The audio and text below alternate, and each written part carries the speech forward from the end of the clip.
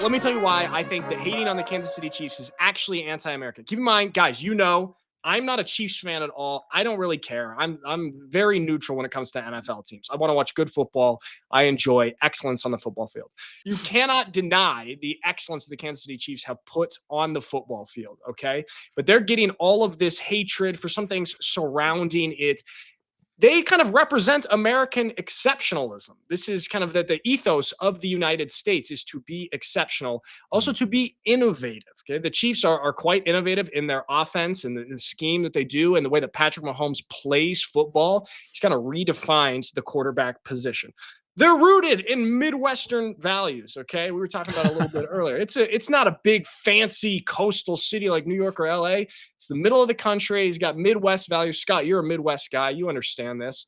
Hating on this is hating on America. It's also very anti-American to hate on winners. If you're doing this, you're actually rooting for mediocrity. And that's kind of the vibe that I get from some of these haters on the Chiefs. Okay. And it also reminds me of this thing called tall poppy syndrome. It's very prevalent in Europe. In Europe, people in certain countries sort of look down on ambition and trying to be the best that you can be. They want to bring everybody back down to the middle there. And it's if you listen to some Europeans who moved to the United States, they talk about this. But this does not really exist in the United States. We celebrate ambition and success, okay? So rooting against the Chiefs, who have been very ambitious, innovative, and successful, is anti-American. Those are my arguments. What do you think? Okay. I would say, look, the majority of it, I agree with you on that. It seems to be the case, or at least there's a modicum of truth within what you're saying.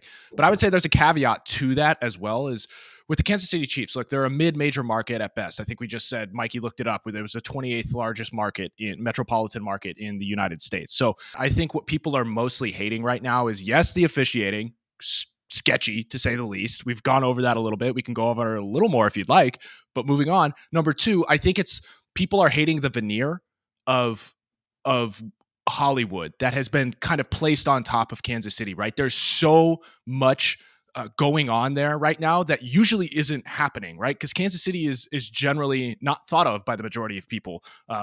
Sorry for those who are in Kansas City, but that's just the case. And you know it too. And you kind of pride yourself in the fact that you just do what you do and you do it well without getting any of the recognition. But now that the spotlight is on Kansas City and Hollywood, the Hollywood spotlight at that too is on Kansas City, there feels like this sort of engineered success to a certain extent. And I think that's why a lot of people are hating it, is because it's not truly Kansas City at its core.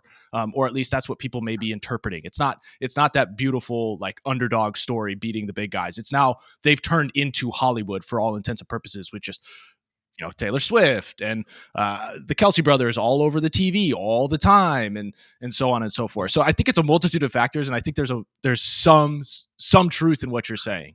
Okay. All right. I understand what you're saying there with kind of like this. It's almost like this artificial glitz and glamour placed on the Kansas City Chiefs to kind of take away a little bit of the stuff that I was talking about here. Speaking of like the underdog story, they're not an underdog anymore. It's more American to root for an underdog Cinderella story. That's kind of more Hollywood, actually. Yeah. Good Hollywood movies take, the hero's journey. There's no hero's journey anymore. Yeah. The Chiefs, they're on top. That's the problem. There was a hero's journey. Look at Andy Reid. He got fired from Philadelphia, and then he comes to Kansas City, and then he finds all of this success. But it's just like Harvey Dent said in The Dark Knight. You either die a hero or you live long enough to see yourself become a villain. I'm going to play this video right here real quick. There's some kind of crazy edits going on Twitter here. I hope we don't get copyrighted, but these are pretty cool.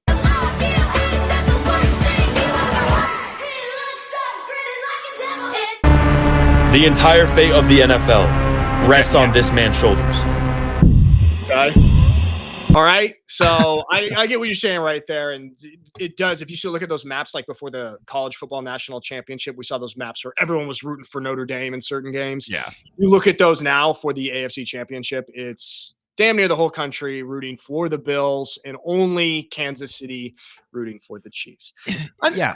Like, look, going to Mikey's point, I think that's why people are drawn to the Bills, even though they have an MVP candidate in Josh Allen.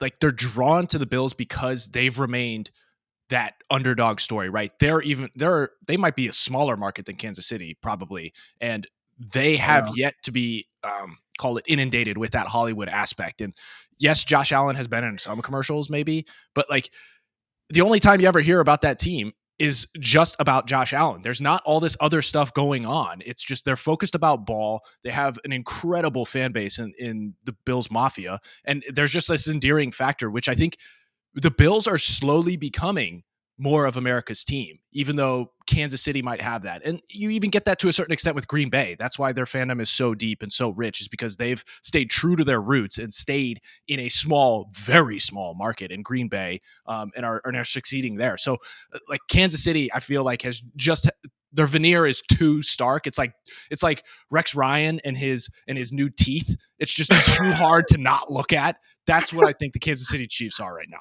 You got too shiny of veneers, huh? Yeah. At what point then say the Bills win the AFC Championship game? They finally break through. They go to the Super Bowl. They win the Super Bowl. They go on themselves a little bit of a run, 2, 3. Josh Allen kind of gets in this on top of the world crowned position of the NFL. Then do they become the bad guys? Then do we now root for the Chiefs again? So it's just we only like a certain amount of success, I guess. And it's just we almost overstay your welcome at the top. Yeah, that's true. I mean, there's a certain extent where you're just like, okay, we want to see somebody new. A lot of fans kind of get that vibe, and we felt that throughout the Patriots run of the 2000s, 2010s, and into the early 2020s. So like, that's very real. People like to see the rise and the fall. Like that's it, because it's a story. People are obsessed with stories and storytelling, and that's what people want to see. The difference with the Bills is I don't think, now this is just my guess, I don't think they have the capability of say taking on that Hollywood vibe, that spotlight in the same fashion that Kansas City does with all of the characters they have involved. So like, even if they do win, people are going to look back and see, oh, they went to 4 straight Super Bowls in the late 80s and 90s and lost them all very closely. And so like them winning it will actually, I think, endear people to the Bills a little more, because it's finally like they made it, they got to the top. Let's see what they can do. And I attribute it closer to the 91 Bulls finally beating the bad boy Pistons, Isaiah Thomas, Bill Laimbeer, and all that kind of stuff. And Michael Jordan's shine didn't dim after that. It only became like a supernova. True. That is what, and we'll actually touch on that a little bit later when we look more in depth at the games here. But hey, I don't know that the Bills can't become this Hollywood version like the Kansas City Chiefs are. I know Haley Steinfeld is no Taylor Swift, but Josh Allen just got engaged to her, and she's a pop star herself. Yeah. So who knows, dude? Okay, because 10 years ago we wouldn't have thought Kansas City became all glamorous. Maybe the Buffalo Bills become this way. Speaking of glamorous and fashion and really, really cool, the Bills defensive tackle Jordan Phillips wearing a winter coat underneath his pads and his jersey. Guys, got to get your thoughts on this. Mikey, I feel like you would love this as a soft, whiny offensive player. I love it. I love it. It shows it doesn't matter what I'm wearing. I'm going to play as well as I want to play. It comes down to technique. Enough of this. You got to be in uniform. You know, those coaches that harp on everybody tuck in your jersey, don't show your back plates. I hate that mentality on a football team. Let your individualism show. That's when you play best. And this, he knows what it takes for him to be at his best, and he needs to be warm. So, Mike, you would say you're not a fan of attention to detail then? No. I'm attention to individualism detail, not a unity detail. It's scarier. Listen, when you're playing a team and there's a bunch of guys who have like crop tops are showing their back plates and they have like different stuff that makes them stand out, that's so much scarier than playing against a team that they all have their jersey tucked in and they all have their socks pulled up to their knees. You know what I'm saying? Like, that's not scary to go against. Okay, true. Actually, there is something to that, but it's almost like scary in a sense that they're chaotic and unpredictable. Yeah. It could also be, which is exactly what's hard to go against. Unpredictability. You can't plan. What do you think? Well, I'm not going to judge a book by its cover, but what I think I'm hearing here is just you're scared of irrational actors on that side of the ball. That's the scary factor. You don't know how they're going to come at you. Is that what you're saying? Yeah. Think about like when Luke was talking, when he's blocking Max Crosby. The hard thing about it is you have no idea what he's going to do. That's what makes somebody great, the unpredictability factor. Yeah. Okay. I see what you're saying there. The best part of your original take there was the fact that I'm going to play as well as I want to play during this game. No. My take was I'm going to wear what I want to wear to feel how I want to feel and that's going to make me play my best. You think you'll be a little bit hindered mobility-wise by the winter coat underneath the pads? Shoulder mobility. He could have gone with more of a cotton material than that. Stiff. Dude, I hope this was just warm up, right? He wasn't playing with this in the game. I feel like we would have seen that, right? I feel like that would be illegal in the NFL. Dude, like they wouldn't. They harp on your shirt tucked in, your socks pulled up. I feel like there's no way in hell that Raji Goodell is going to let somebody wear a winter coat underneath their uniform. So that's a shining light on the Buffalo Bills right there. We had a guy at Jesuit do that in games also. Mark Toffler. He was on the JV and varsity football team with me. He was the first person I ever saw wear a winter coat underneath his pad. And it stuck with me to this day. That was like 20 years ago. The best there was a kid at Jesuit. His name is Kobe Norton. Funny guy. Avid viewer of the show. And he used to sometimes wear sweatpants underneath his padded pants to practice. And it was the funniest thing ever. It was so funny. Hey, that would be so difficult to get sweatpants under those. So funny. Oh my! Just billowy sweats from his knee down. Hey, great. We've seen the fashion and styles change over the years. Who knows? Maybe in 10 years, it's cool to wear sweatpants under your football pads. Okay, let's pivot here because a lot of big news. All these teams or all of the major award announcements, the nominees being announced. Scott, will you throw this up here? And I'm starting us off purposefully on Defensive Player of the Year. Show a little respect to our fellow defensive players, Scott. We've got, for those just listening, it's just a graphic of the nominees for Defensive Player of the Year. Zach Baun of the Eagles, Myles Garrett, Trey Hendrickson, Pat Surtain, and TJ Watt. I'll tell you what, dude, Scott, I want to get your thoughts on this in a sec, but I am most excited of this list about Zach Baun, dude. He signed a 1-year contract in the offseason to come to the Eagles, expecting to just be a special teams contributor. He was on the Saints previously for, I think, 3 years or so.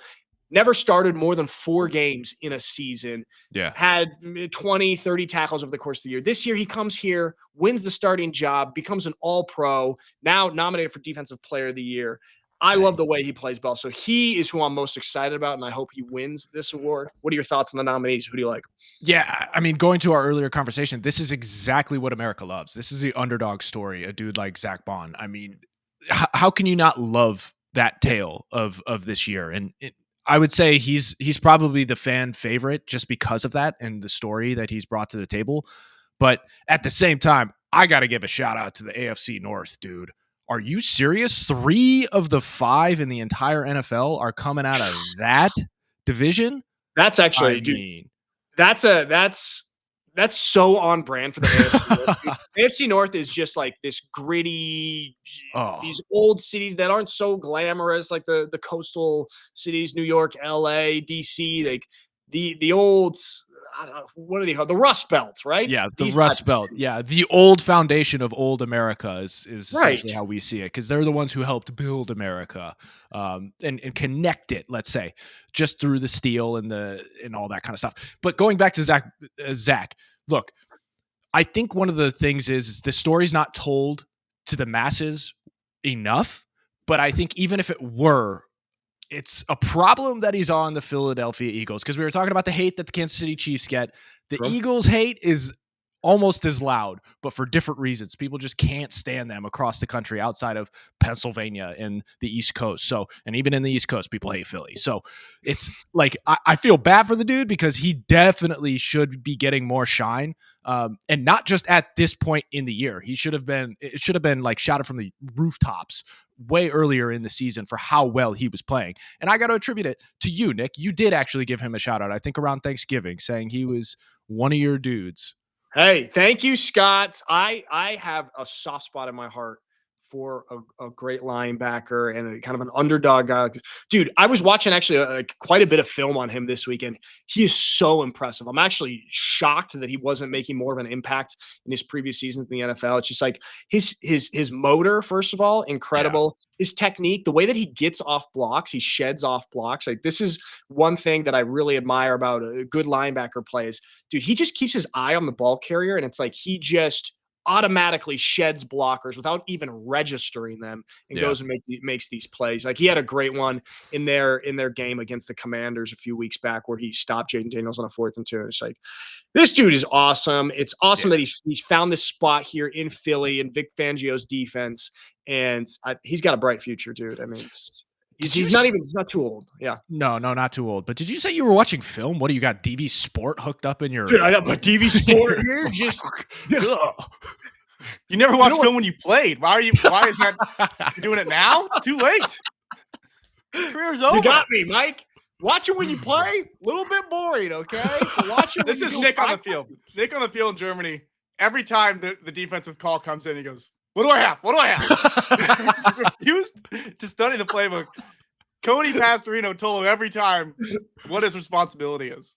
Well, Mike, I didn't need to waste all that mental bandwidth. I had the safety right behind me, and he'll just tell me, hey, right away, hey, you got this spot right here, got the slant, hey, A gap, B gap, C gap, what have you, all right? Nick would like to say he was Max Crosby-esque in that he could do whatever he wanted whenever. I was so unpredictable, I didn't even know what I was going to do, all right? You want the offense to feel that you're unpredictable, not your teammates. Oh. Look how unpredictable I am. Everyone. You guys have no idea where I'm going. Who's got the flat? Unpredictable. Okay? Maybe me, maybe not. That's why I'm retired and I never went to the NFL. Too unpredictable. They sent me off to Germany. Here I'm throwing up the nominees for MVP. Ooh. All offensive. Yeah. Disgusting. We got Josh Allen, Saquon Barkley, Joe Burrow, Jared Goff, and Lamar nominated for MVP. I love to see Joe Burrow in there. I do. I mean, I know that's the only team that didn't make the playoffs. So it's guys that got nominated for MVP, but he deserves to be in that conversation. Who do you like in the MVP category? Ooh, I hear the narrative that it's getting frustrating that this is becoming just a QB award, and I get it, but the QB is the most important player on the field, so it makes sense that they're the ones who are always in this position to win it. I think in the future, it would be cool to see the separation of the two, and the offensive player of the year be elevated a little more to MVP-like status. But part of me is looking at Joe Burrow and what he did, the body of work during the regular season. And yeah, the wins and losses weren't what he wanted to get them into the playoffs, right? But at the end of the day, it's like for those teams like the Lions, who, yes, they got a bye, but they got knocked out in the first game. It's like, I almost see them still apples to apples. It's like, okay, yeah, you got to play one more game, but you're no longer playing. So yeah, dude, I'm with you on that. There's something to that. I mean, just because they missed the playoffs by one game and the Lions played one extra game on them, I don't think that should totally disqualify their quarterback who had an incredible year from seriously being in the conversation. Yeah, and I think that's going beyond the actual voting because the AP, everybody had to get their votes in at the end of the regular season, and playoffs don't go into the voting decision. But at the same time, it's just like what he did this year, Joe Burrow, was like honestly mind-blowing. And yeah, that's not to take anything away from anybody else on this list, but all we've been hearing about is the comparison between Josh Allen and Lamar and all of that kind of stuff. Lamar won it last year. He's actually improved upon his stat line from last year. I think the one difference maker between those two guys is just how many times there have been turnovers with the ball in that guy's hands. Yes, you could look at interceptions and Josh may have a few more, but you have to look at, fumbles and losses and all that kind of stuff. And I don't think that's necessarily factored in as much in the Lamar Jackson, Josh Allen conversation. I think a dark horse here is Saquon and what he's done this year. It's insanely impressive to even tickle Dickerson's 2,000-yard mark record. Yeah. Poor choice of words, but hey, can you make less weird sentences, Scott? Pause. Just give it to Saquon. Enough of these quarterbacks. I'm sick of the quarterbacks. Running back's harder. Okay, give it to Saquon. Okay, cooler season. You know what, Mike? Let's unpack that. Tell me why running back is harder than quarterback. Quarterback. All right, let me take it. Okay. No, here we go. Okay, here's my argument. Quarterback, you have all the support in the world. Everybody's relying on you. The coaches, the organization as a whole is relying on your place. You're getting all the support you need, whatever you want, whatever you need. You say it, it's coming back down to you. Running back, you're expected to perform against all odds. Okay? You're banged up, you got to go. You got to practice. Quarterback, I'm banged up. Rest. We need to. I don't know. There's something there. There's something in there. There is not nothing in there. There is not nothing. Quarterbacks are, let's say, pampered in a way. There it is. There's the word. Okay, so that's my argument. Okay, maybe this will help. This will help solidify your argument. There's a higher physical ask going toward running backs than there is quarterbacks generally. And that load is just not taken into account here. Yeah. So using that logic, it's actually harder to put up an exceptional amount of yards as a running back physically than it is to throw a bunch of yards as a quarterback, which is the standard. True. Like literally physically, you mean? Literally physically. Yeah, because like you can throw a screen for 1 yard and the guy takes it 80 yards. Like you actually have to truly earn every single yard when you're carrying it. But quarterbacks can get sort of artificially inflated statistics through that. There it is. There's something there. See? Okay. There we go. Yeah. Okay. Scott? I have a sound argument. No, Mike, you're a good job. That makes sense. I'm just throwing up for those just listening to the Offensive Player of the Year awards. We went MVP first, but there's some crossover here. Saquon, Joe Burrow, Jamar Chase, Derrick Henry, and Lamar are nominated for Offensive Player. It's cool to see Derrick Henry in there. So we've got 2 running backs, and then Jamar Chase obviously winning the Triple Crown. He deserves to be in there. But dude, going back, AFC North, big time represented here. 4 of the 5 Offensive Player of the Year nominees come from one division, 2 teams in one division. That's impressive. You can honestly make the argument that Derrick Henry could also be on that MVP list for what he brought to the table to the Ravens and their offense this year. And his numbers, while not as shiny as Saquon's this year, were just behind it. The numbers that Saquon will put compared to Derrick Henry is always more impressive because Derrick Henry is just a man amongst boys. It's like in youth football when if you gave a double stripe for the ball, if he just fell forward every time you gave him the ball, he's going to be the leading rusher. It's not that impressive. Everything Derrick Henry has, he could have not lifted a weight his whole life and been the same athlete.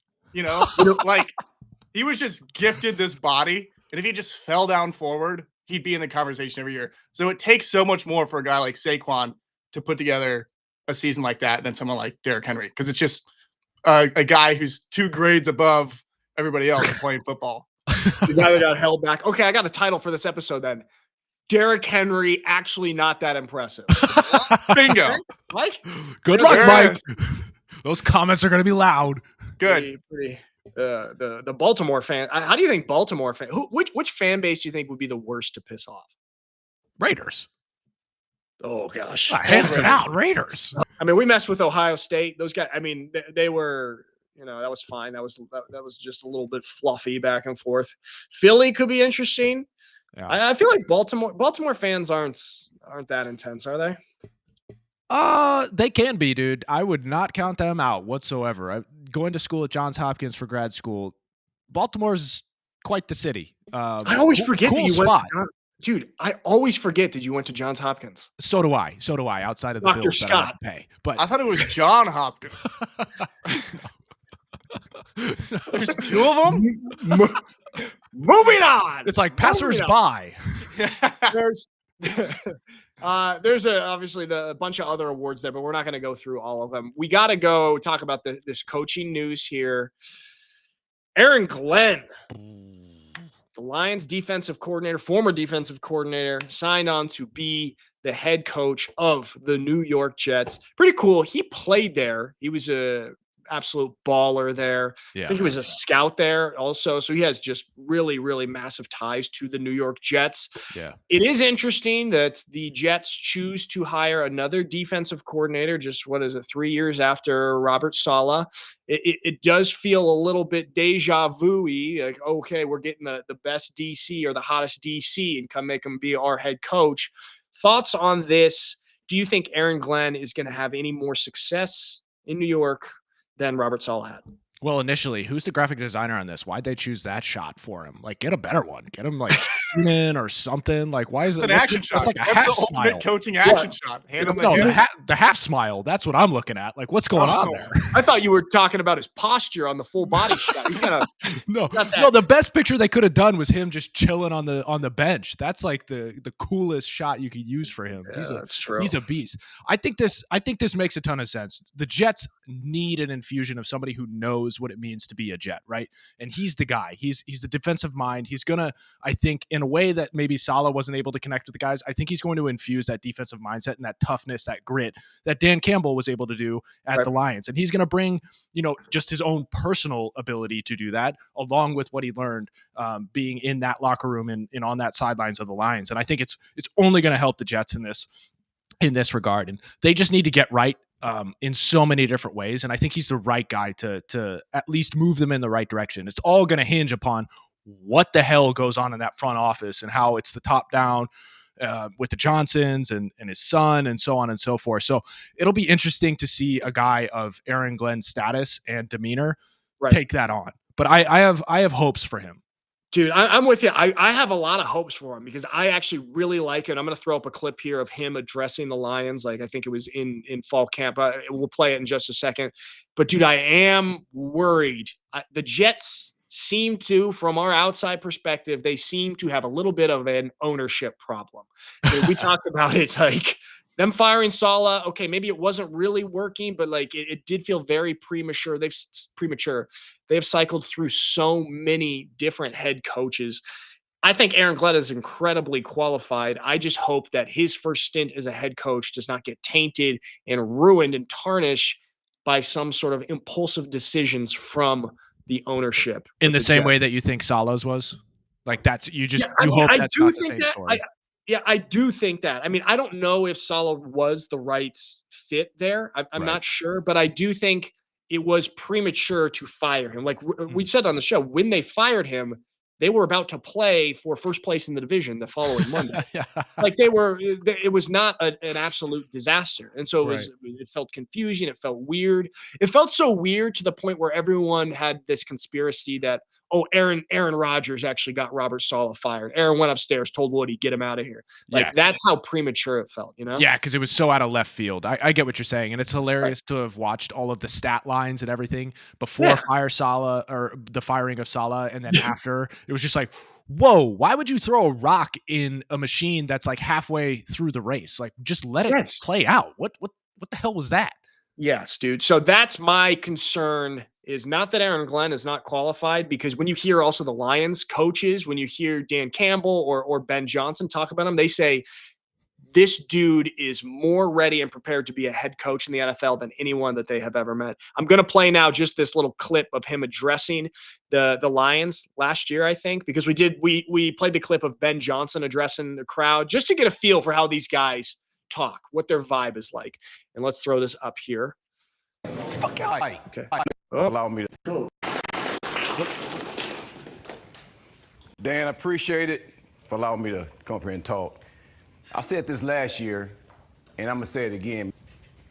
Man, I have the utmost respect for what you men do, because I know it's not easy. I know the grind. Man, I know how it is to get on that grass, man, for 2.5 hours and got to fight. I know how it is. So, man, I respect you. Okay. But, man, it's time for a change. It's time for a change for you as players, for this organization, for us as coaches.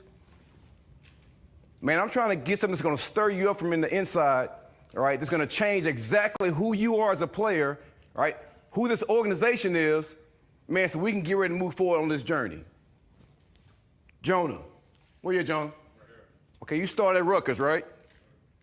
And then you went to Ohio State. How many games you lose that year at Ohio State? One game. Every game you played, every time you woke up to play that game, you felt like you was going to win that game. You knew you was going to win. Winning. Time to get that feeling back. Y'all dig what I'm saying? All right, so there we go. Just for you guys to get a little taste of Aaron Glenn kind of behind the doors. What are your thoughts on that, his presence? How do you feel? This is exactly what you want from a coach. Just level-headed, not too emotional, not speaking just random coach speak stuff, but like reaching out to you as a person and as a player too, and like diving into that level of connection is definitely what you want from a leader of your team. And Aaron Glenn, like I said it before, he's a defensive dude. He's going to be able to do that in a way that I don't think Ben Johnson necessarily can. And look, I don't know what goes on in their meetings or how they generally address their teams, because I think this was from a couple of years ago, the Hard Knocks, when you're right. I think it was right when they were trying to start that rebuild. Yeah. And I think they were a year in, or it was year one or something like that. But they had been just abysmal, even in Dan Campbell's first year with that team. So like, it's clear that it was a full a full locker room coaching staff change and shift for that team. Right. And I just think Aaron Glenn was clearly a massive, massive piece of that. And I think he's going to bring it to the Jets. Hopefully. Yeah. Well, that is the good thing about both Ben Johnson and Aaron Glenn is that they were there for that entire rebuild under Dan Campbell. So like they've seen and been a part of up close and firsthand how to rebuild an organization. And obviously they're going to put their own spin on it, but like those coaches are certainly going to be influenced by what Dan Campbell did and hopefully bring that there. I'm hoping, dude. I'm hoping. Yeah. A team that I don't have so much hope for, also on the coaching hunt. Jerry's boys, the Dallas Cowboys. Oh boy. I don't know if this is 100% confirmed, but sources are saying that it'll happen either today or tomorrow, that the Cowboys are going to hire Brian Schottenheimer, who was the OC on the Cowboys last year, but not even the play calling OC. His name wasn't really thrown around in any other head coaching job conversations. And there were some other options here, some way more exciting options for the Dallas Cowboys. Even that conversation about maybe Dion could be a potential serious candidate for the Cowboys. These type of choices that would have been really, really exciting for a franchise that desperately needs some invigorating news and a shot in the side to kind of bring them out of this lull they're in. And this is not the move, dude, in my opinion. What are your thoughts on Jerry grabbing Schottenheimer? Jerry is so used to going with like the flashiness, right? He's concerned about the star and the brand and what that looks like and how that's perceived. I honestly see this as a safe choice for him because Schottenheimer, I mean, his father, he comes from a family of NFL greatness. And it's absurd that I would say Marty Schottenheimer isn't in the Hall of Fame yet because he's only one of 9 coaches in the NFL history that has 200 plus wins, which is nuts to say that he's not in the Hall of Fame at this point. But Brian learned from his dad, clearly has been in the NFL for quite some time. He's been on the sidelines for the Cowboys. Like this feels very safe. And I think, we were talking about two ends of the spectrum here, right? Schottenheimer or Deion Sanders. I'm actually surprised that Jerry is considering this because he generally likes that big name pop, but I think he's realized that may be what's been hurting him as of late in his decision-making. So he might be just going for the safe bet here. Dude, wait, so you do like this a little bit? I don't hate it as much, but I think the Dallas Cowboys are taking a step back and they're ceding ground as being America's team for sure. One, because they haven't won forever. And two, if they go this route, dude, you're falling into irrelevancy for the chance to rise again. That's the thing. And I know last week or 2 weeks ago, I said I take back all my criticisms of Jerry Jones because of the team in Landman, which was amazing. And that did make me like him a lot for a week to 10 days. But now I'm back to, all right, I'm willing to criticize Jerry. Dude, I hate this. I absolutely hate this. All right. This is the Dallas Cowboys, America's team, and they're at the risk of just falling into obscurity. And to go with a super safe choice like this, a guy that has not been a head coach, and I'm throwing up. I don't agree with Skip Bayless on many, many things. And this dude is a Cowboys fan himself. And his tweet right here that I'm throwing up for those of you listening, he says, now that Brian Schottenheimer has a second interview to be head coach of the Dallas Cowboys, somebody please ask Jerry why the son of a highly respected NFL head coach is 51 and has never once been offered an NFL head coach job, and why he has had 13 different assistant coach jobs in 28 years.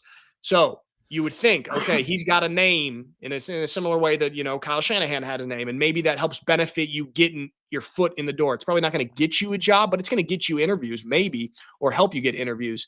And the fact that this dude has that name and has still not been able to get a head coaching job offer means he's not ready to be the head coach of the Dallas Cowboys, the biggest, most valuable brand in sports. I don't like it.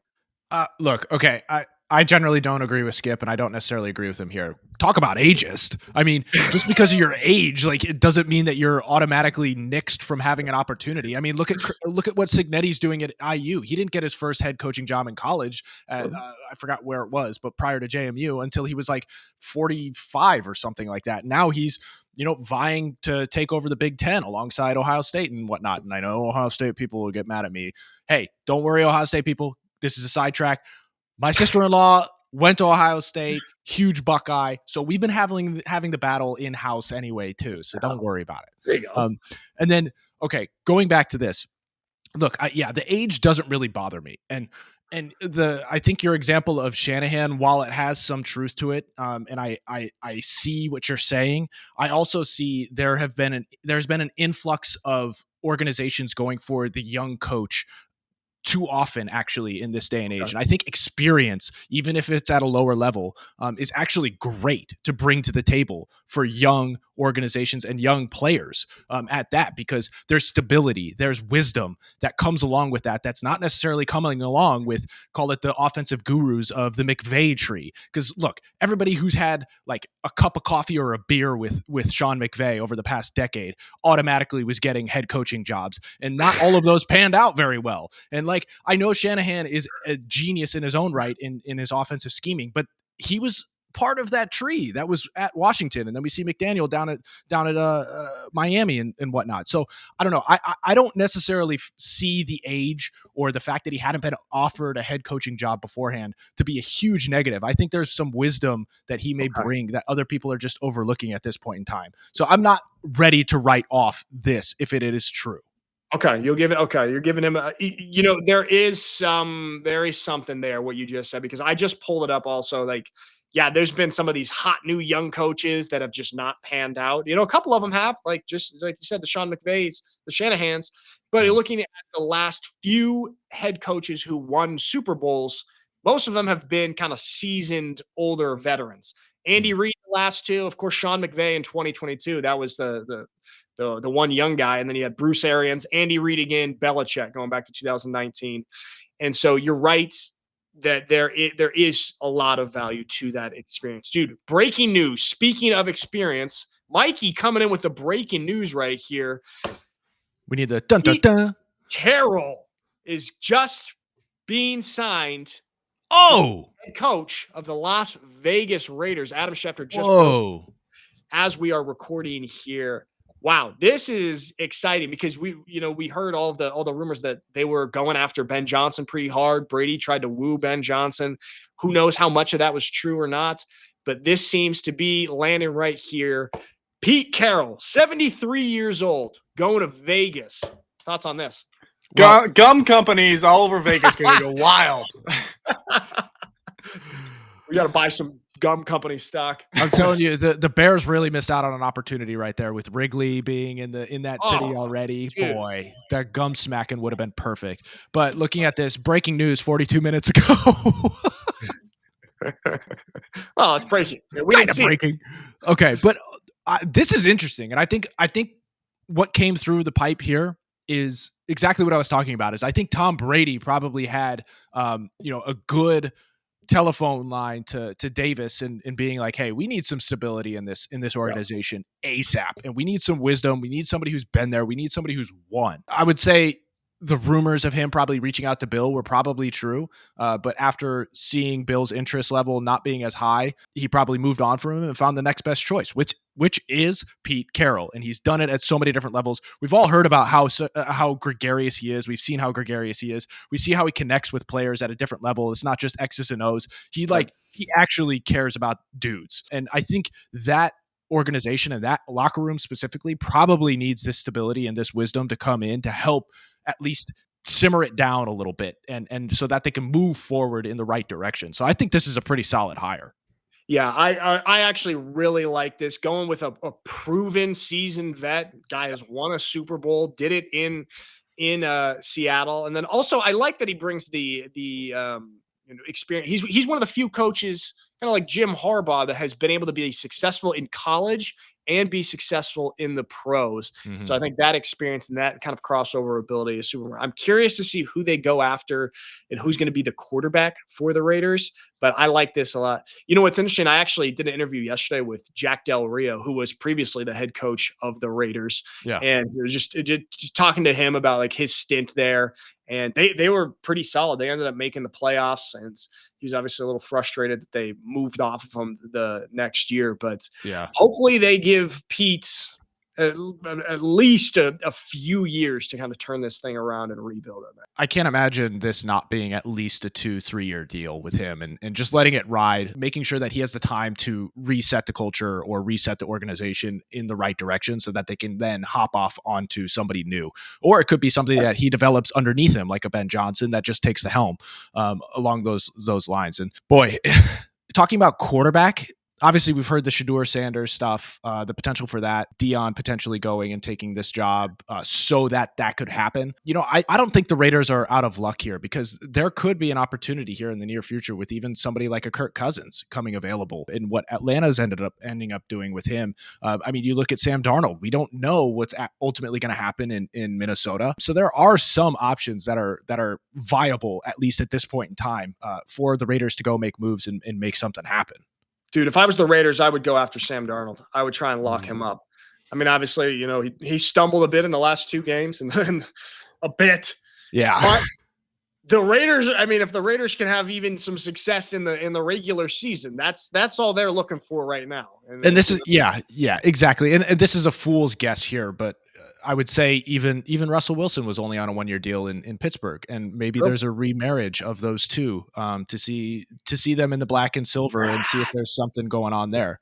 That might be too many. It would be interesting, but that might be too old of a coupling for Mark Davis's liking. But at the same time, it will help them establish some consistency within that organization that otherwise might not be the case if you go with somebody else. So we'll see. Dude, we still have there's still one more other coaching story. Do you guys want to hit that, or do you want to talk about the AFC NFC championship games? We could briefly talk. Are you talking about Cohen? Yes, dude. The so Cohen. Weird. Dude, it's so weird. So I don't even know. Like right now, they're saying he's going to be the Jaguars coach. But for those who don't know what happens or what's going down, let me pull this up here. So I'd actually like to go back to John's first question, Shad. Back to you. I know you noted that if this head coaching candidate was to say, hey, I think the medical needs to be reevaluated, the health and wellness, if they were to say, I would like to reevaluate the front office and the general manager, what would your response be? My response would be, how would you improve it? And then if it is credible, you want to do it. Okay. So I'd actually like to go back to John's first question. That dude is straight up. And hey, kudos to him, man. He kept his word and he ended up firing Trent Baalke. A little bit too late, though, for some other candidates because, I guess that some of the top candidates like Ben Johnson just weren't even interested in the Jaguars because of Trent Baalke at the GM position. And Sean figured it out maybe a little bit too late, though. But, dude, what are your thoughts on kind of how it's all going down with Liam Cohen? Because it's a little bit sketchy, his communication with the Bucs and then the Jaguars back and forth. How do you feel about it?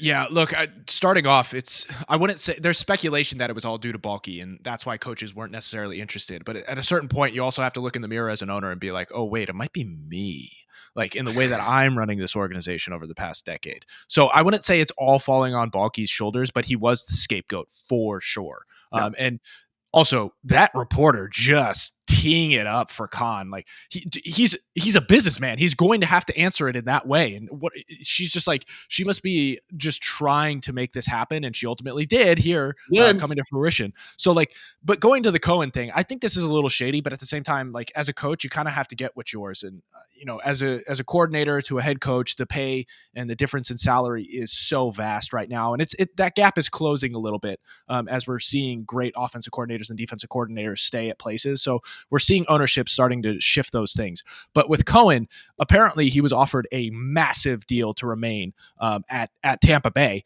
Yeah. And everybody assumed that he had signed it and agreed to it, but apparently he hadn't yet. And the Tampa Bay hadn't heard from him in a couple days after giving him that offer. And apparently he was just down in Jacksonville, just having these conversations, and ultimately went 0 dark 30 on him and accepted the offer. Went 0 dark 30, dude. Yeah, that's the only thing that I think that this is the right move for him, for Cohen. I mean, I think he's 38, 39 years old, getting the chance. Also, like when you're becoming a head coach, you got to go to a place that's got a quarterback. Sorry, Pete Carroll. I know you're going to figure that out, but you guys don't have a quarterback there. Jaguars at least have a quarterback. Now he's taken a huge step back this last year. Do they? I mean, you know what? Maybe They're they don't. paying for one, that's for sure. They're paying for one. No, he had like Trevor Lawrence. They got to the playoffs 2 years ago, and like he had a fantastic year. One of the biggest step backs. But Cohen is the guy that's kind of really credited with helping to solidify Baker Mayfield's turnaround. And look at Baker, dude. Baker is so solid now. This dude's a little bit of the quarterback turnaround whisperer, maybe. And hopefully he can do that with Trevor Lawrence, dude. But dude, if you're that GM bulky, you've got to just feel just that. Dude, That's that tough. sucks, man. That's That tough. And sucks. I think if I remember correctly, he's had quite a career in the NFL, and he's maintained the GM position for quite some time, been in the personnel offices on multiple different organizations. And I think what a lot of people are saying and using him as a scapegoat is that he's somewhat failed upward or survived multiple failures to a point at which like it was too obvious for some to overlook anymore. With what was going on in Jacksonville. So like, you know, I kind of feel for him, but at the end of the day, it's like you do have to win. Your organizations do have to win. And people you bring into the locker rooms need to be able to produce. And if they don't, you're going to be on the chopping block. It's so crazy how the NFL is just so, what have you done for me lately? It's like you can have success one year, and then if the next year you don't have success, you're on thin ice right there. Very, I mean, if dude. Bill Belichick got axed by Yes. Robert Kraft, anything is possible. Everybody can get it. Dude, you are not safe. Like you are not safe at all. All right, let's hit really quickly. NFC, AFC championship games. They're this weekend. Throwing this up here real quick because we talked about it earlier in the week about how the Chiefs are way less penalized in the playoffs than they are in the regular season. They're the 26th most penalized team in the regular season over the course of the last 7 years, just the 6th most penalized team in the playoffs over the same time period. But this graphic that I'm throwing up right here, there have been 280 turnovers in the NFL since week 12. The Chiefs have committed 0 of them. 8 straight games without a turnover is the longest streak by any team in the Super Bowl era, including the playoffs. This kind of matches up with the argument that we were saying earlier in the week that the Chiefs just get really buttoned up when it matters, dude. I want to hear your thoughts, Scott. Thoughts on that turnover stat, and then who do you have in the AFC Championship? Yeah, look, the turnover stat is the difference maker in all games. It's just like if you hold on to the rock, your chances of winning are through the roof and so much better than if you turn the ball over. I mean, look at what happened with the Ravens the other week and Lamar and Andrews. That's the name of the game. So the fact that they're able to just tighten up, make sure that they hold on to the rock, make sure they advance it, they score as much as is needed in a game just to get the W. That's the winning formula. And I think Andy Reid and Mahomes know that and have been able to perform that to such a wild level to this point. That's why they're in their 7th straight championship game. It's crazy, dude. No turnovers in 8 straight games. And it's like, dude, that's how you're able to win all these one-score games. It's like, it's not the refs, it's the lack of turnovers. Okay, Scott. Settle down. Multiple things can be true at one time. Like I said at the start of the show, you're being anti-American right now. Okay? You're being anti-American. Who do you think is going to win? You know what? I actually think this is a different story that's being written right now for Josh Allen and what he's done with the weapons or lack thereof that he's had on his sideline and on his team this year. I think it's a different locker room. It's a different squad that has come together in a way that hasn't been able to manifest itself before. So I am going to take the Bills in this game. I think they're going to knock them off. You think Josh Allen, the recently engaged man, as am I, is now going to have special powers to finally get over Patty Mahomes? They're 0-3. Maybe Haley Steinfeld is the secret weapon for him, dude. I mean, he's been kind of superhero-like since he got engaged. Maybe it carries over into the playoffs. Yeah. I think it's just he's a different dude. He's got a different mindset. He's got a different attack and approach this year that's just been coming out every single game and only improving upon that. That's why he's in the conversation for the MVP. And my take is he's probably going to win it. I'm with you on all of those points, except I still think the Chiefs are going to win. I think the Chiefs are going to win. 3-point ball game. Somehow Mahomes and Andy Reid are going to final drive. They're going to pull it off, and it's going to be absolutely devastating and heartbreaking for Buffalo. I'm not saying that's what I want. Like I said, I'm not a fan of any team in particular. I'm a fan of the NFL. Oh, okay, Rob Lowe. I'm Rob Lowe, okay? Give me an NFL hat. right? It's an Oregon State The Beavers Oregon hat. State, yeah. Just imagine, okay? Mikey, who do you got? Bills. Okay. Straight up. Yeah. I want to see the Chiefs fall. Yeah. I love seeing an guys- empire fall. Are I'm watching Rome fall. I like watching Macedonia fall. Oh, you had a front seat to Rome fall? I did. Yeah. I read a lot of books and stories. No, You I want can't the read. Bills. I like what you're talking about they're a little bit more rugged now. And I think it'd be better for America for that to be more prominent. Okay. You want the Bills, or you think that they're going to win? Both. Yes. Both. Okay. Both. Yes. Look, I don't want, like I said, I think the Chiefs are going to win. I'm not saying I want them to win. All right, so there we go. You guys are both Bills. I'm thinking Chiefs. NFC. Way to I'll tell you what. hedge your choice there. Yeah, it's called. I want them to win, but they're not. It's called a hedge fund. Okay, like I've proven on this show multiple times. I know how to sit on a fence. My neutrality is unmatched. Okay, I'm on everybody's team. All right, NFC. A friend to all is a friend to none. That's Nick's motto. That's true. That's actually good. You're right. No, I'm a friend to none equally. I hate everybody equally. Equality. Okay. In the NFC, I know the Eagles are rolling. I know that they're underdogs. The Commanders are. I am so impressed with Jaden Daniels. Jalen Hurts cannot throw for more than 150 yards, apparently. And they're going to be pretty one-dimensional. Granted, they're good when they're one-dimensional. I'm going the upset. Give me the Commanders and Jalen Hurts. All that VR quarterback training is going to pay off. Has paid off and is going to continue to pay off. What do you think of that? I don't think you need to throw over 150 yards when you have Saquon Barkley in the backfield. So I regrettably have to choose the Eagles here. I think they're going to get it done. I mean, they're home. You know, those Johns are going to be super loud. I just think the Eagles take it home here. Okay. Mike? Eagles. I'm on the Saquon train. You heard me earlier. I was raving about Saquon. I want him to win the MVP. I want the Quad father, baby. Yeah. The quad father. Quad father. You're just going against all Clean the 405. Yeah, that's actually he's Kilos. I hang clean kilos. Scott, you love kilos. Yeah, Mike, you did. You hang clean like 350, didn't you? Yeah. Top clean on the team. Cleanest guy on the team, as they say. No way. That 350 kilos or pounds? That couldn't have been the highest. I don't kilos. That was the highest. That was the highest clean? Yeah. Oh no. Hang clean. Well, I was tied for the highest. Yeah, I know. Wait, Scott, what was the highest clean on your guys' in college? Oh, we had guys like that were tickling 500. Our old Well, line. they were probably don't on believe steroids. That's crazy. Yeah. What? Yeah, I mean the highest I ever got was 157.5 kilos. Did you guys do it all in kilos there? Yeah. Yeah. Yale nerds. Interesting. Another Okay, thing Mr. that's anti-American right there, Scott. You're using the metric system. Says the dual citizen. The imperial. Well, Yeah, you know, Nick, dual citizen. Look, I love the imperial system. I love Fahrenheit. I love pounds. Okay. I do have an Italian passport as well. That's neither here nor there. Mike, you've got one as well.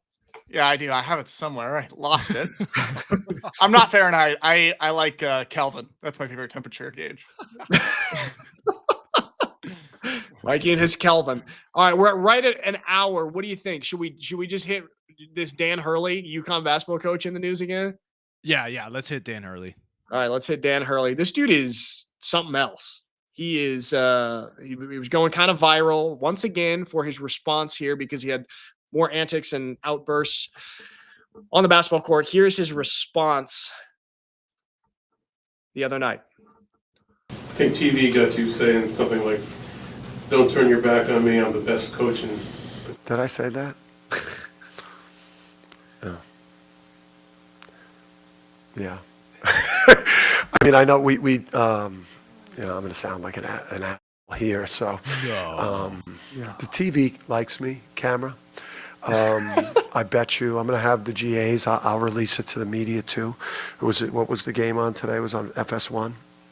I just wish they'd put the camera on the other coach more. You know, obviously I had a moment with Coach Dad Mata today because he was so far out of the box that I figure I would just go over and have a powwow with him and Pat. You know, but like I just wish they would show these other coaches losing their minds at the officials in other Big East games that I'm coaching, where I look going into a timeout when I'm not talking to officials. I see the other coaches as demonstrative as I am. But, the camera, obviously, I've created this for myself. I'm not no victim. But I just wish that they would not have the camera on me 90% of the time. Unless they feel like it's driving ratings. And more assholes on Twitter that could put clips of me from a game and say, yeah, look how big of a monster he is. He's yelling at a ref again. Well, who's the a-hole doing the actual action that's just being highlighted? It's not like what? Dude, he's that's his defense is like, yeah, I did the behavior, but you shouldn't have been filming me. Yeah, why are you filming me so much? Why? Mike? That's a great defense. That's a really good defense. Yeah, I did it. You should have been watching me steal. Why are you looking at me? Why are you filming me? I am a little bit appalled at this guy. I actually do not like the stuff that he's been saying. Like, we compared him and another college basketball coach a few months back. I can't remember who it was, but basically there was Kentucky. Yes. Okay. And there was such a contrast between his attitude, Dan Hurley, and then the Kentucky coach's attitude. Basically, Hurley, his whole thing was about blaming the refs. And obviously he throws these tantrums like a 2-year-old where he's rolling around on the ground because of the officiating. Whereas the Kentucky coach said, we don't care at all about the officiating. That's totally out of our control. It doesn't matter. We should win despite the officiating, which I love that so much more because that is such a high agency attitude. Like, doesn't matter what happens. I'm in control. What happens to me, it is my responsibility. Whereas Dan Hurley is essentially the opposite. I don't like it. What are your thoughts? Yeah, look, coaching's interesting because obviously his stuff works. He's won multiple national championships, back-to-back, all that kind of stuff. So clearly he is good, and he's not like terribly off when he's saying like, I'm the best in this league at this moment in time. But at the same time, as a guy, as a kid who's going to like into college, like I would always give pause to that and look and see like what the demeanor and the approach is and the coaching style is of that head coach going into it. And like, this just screams to be like, dude, there's an element of this. Yes, you can get washed up in your emotions, but there's an element of this that shows that you think you're bigger than the game and everybody else. And it's like, you're getting wrapped up into this. And I would actually like to see a steely, just calm demeanor dude who's just dead serious. Like, I mean, we've talked about him before. Boston Celtics head coach Joe Mazzulla just keeps his head on tight. He keeps, for the most part, his emotions down pat, and he just coaches and he helps the people and the players get to the point in which they need to in order to win. And I feel like all of these extra antics, like as a player myself, I would never have fed off of this energy. And we had multiple coaches in high school that were very similar and akin to this Dan Hurley sort of energy. And that stuff just rubbed me the wrong way and ultimately had me butting heads with some of my coaches in high school. So, I don't think it's necessarily a boon or a benefit or a great thing that he's acting like this as a grown man. Yes, it's his profession and he has emotion and he has passion, but you can channel that properly. And this is just weird. Yeah, 100%. It's weird. And it feels so immature. It's so unbecoming and honestly embarrassing. It's like, no matter how great they play, they can win the national championship. They could win the tournament this year. And I am my respect for him is going to be dissolved, disintegrated. I cannot look at him as a person that I admire, no matter how good maybe he is as a basketball coach. Because sports, it is a reflection of your character outside of the sport. It's like, how does this guy behave in day-to-day life? How does he behave when the barista gives him the wrong coffee? Does he throw a tantrum and roll around on the ground just as he does when he doesn't get his way in the basketball game? Do you know who I am? Yeah. You have any idea who I am? You gave me the wrong coffee? If I had the ability to use that line in everyday life, I would abuse it everywhere I went. Mikey, you should just start park there. You know who I am? Throw it around like crazy. I've seen you use that phrase in real life at Sunset Athletic Club to the new counter. I am an institution. You're gonna make me slide into the club? You have any idea who I am? All right, there we go. Dan Hurley, figure it out if you watch this show. We'll be those assholes on Twitter that you're talking about. Yeah. Guys, that was a good show. We got first time getting breaking news in our recording. That was good job, Mikey. I did it. I was scouring the web. Good job. So how'd you find that out though? You scroll on Instagram or how'd that come up? You shouldn't have found that out during the show. Actually. My informant texted me directly. I got an Okay. ESPN notification. Okay, good. There we go. All right, there it is. Good stuff, guys. And big games this weekend. Everybody, we will see you back here on Monday.